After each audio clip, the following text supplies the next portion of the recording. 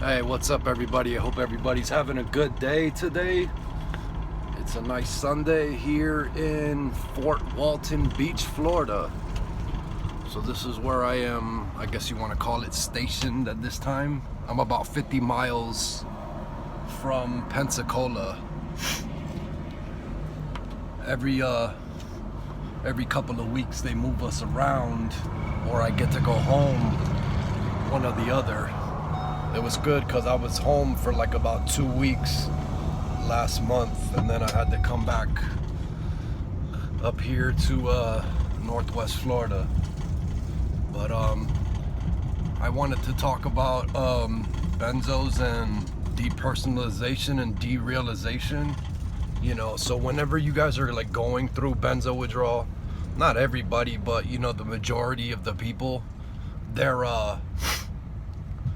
they experience what is called derealization and depersonalization. So what that means is things around them don't seem real. Like, they're living in a world like it's not real to them. And then what I had really bad was the depersonalization. I didn't know who I was. I was always looking in the mirror and being like, who am I? Is this life? And then you start thinking 1,000 crazy thoughts that people think that you're crazy. And I always tell people, whenever you're going through benzo withdrawal, nobody's gonna understand you. Nobody's gonna understand what's happening. They're just gonna see you going through some type of suffering, and then they're gonna be with you in the beginning, and they're gonna try to comfort you and tell you, oh, you're gonna get better, this is just temporary, and don't worry. And then as time goes on, they stop believing you. They start to say, well, what's wrong? Like for instance, my mom, at about a year off, my mom came to my room and she said, Jason, this is enough. Enough with the bullshit. This is all in your head. And I kind of started thinking, hey, is this all in my head? Did I already go through it? But why was I having so many physical symptoms still? I started thinking there was something else wrong with me. Do I have multiple sclerosis? Do I have this and that, all that shit? And as you're going through this, you're gonna lose people. People are gonna think that you went crazy, and you're gonna lose a lot of things. You're gonna lose money, you're gonna lose relationships, you're gonna lose friends. People are gonna write you off, and people are gonna talk about you, and it's very, very difficult. So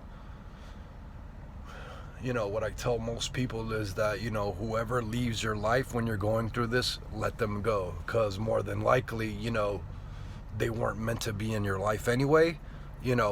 I lost everything. I went through, I was, I had a great job. I had, good things going from my life. And when I went through this, I lost everything. I started all the way at the bottom to get back to where I am now. And, everything I lost, I got back tenfold.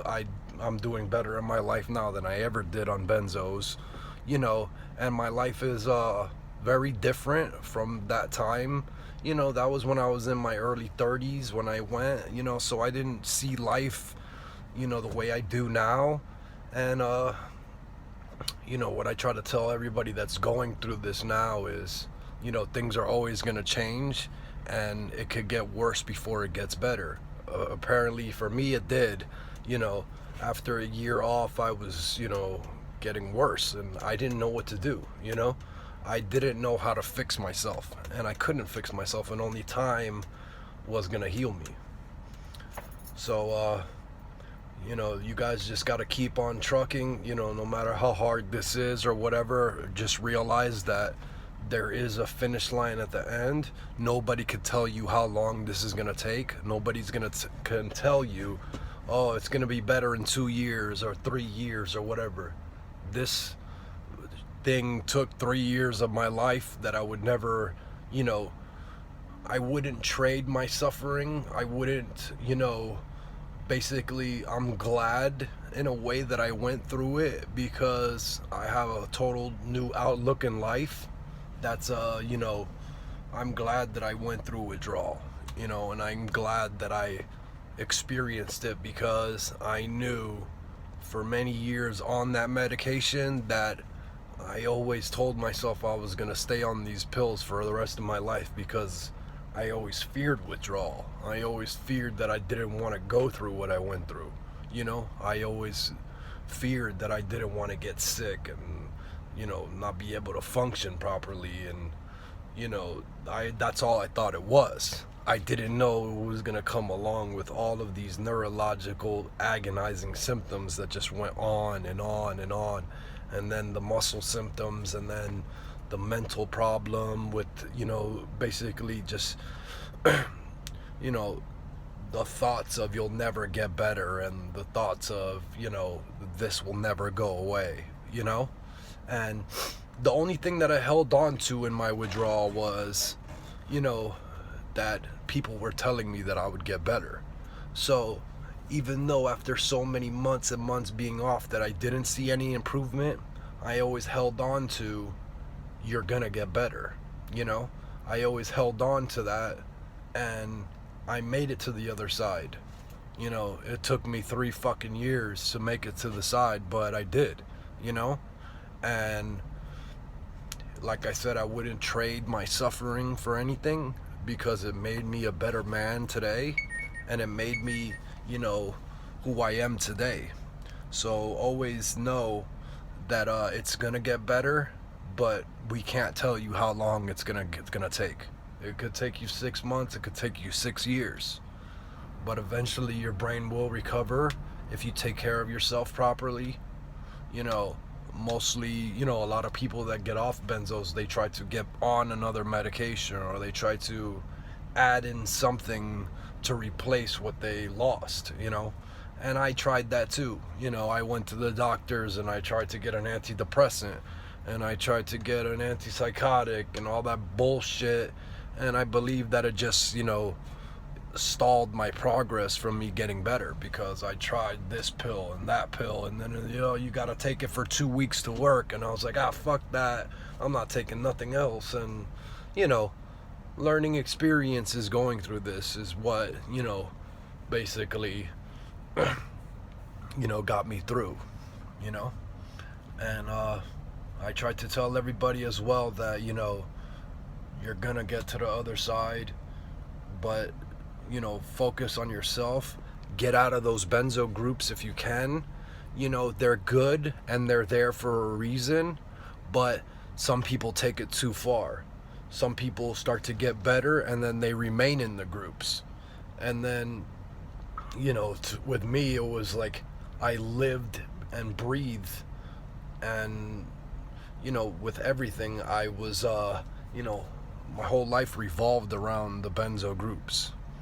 So in a way, it was a good thing that I got removed from a group, and then I made my own benzo group, which really I don't even go to. I have one of my good friends in withdrawal that, they take care of it for me, and not too many people post, but, it's there for people that need help, or the people that have any questions on what they're going through, and that's all the reason why I made it, because, the group that I was in before, they had all these strict rules and everything, which, I guess they knew what they were talking about, that you can't talk about this, or you couldn't recommend that, and blah, blah, blah, so when I left there and I made my own group, I learned that, some things that they were telling me were true, and a lot weren't, so I made that group for people to, get help if they need it.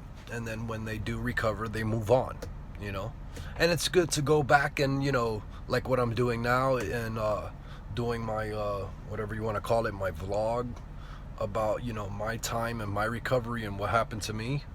And if you guys want to know more about my story, there's a lot of videos down there that you could go ahead and watch, and you can see what happened to me in my withdrawal. So anyway, guys, I'm here at Walmart. I just wanted to make a quick video. drop a like down there. If you guys want, go ahead and subscribe to my channel, and leave me a comment, and I'll try to get back to you. Everybody be safe. Take care. God bless.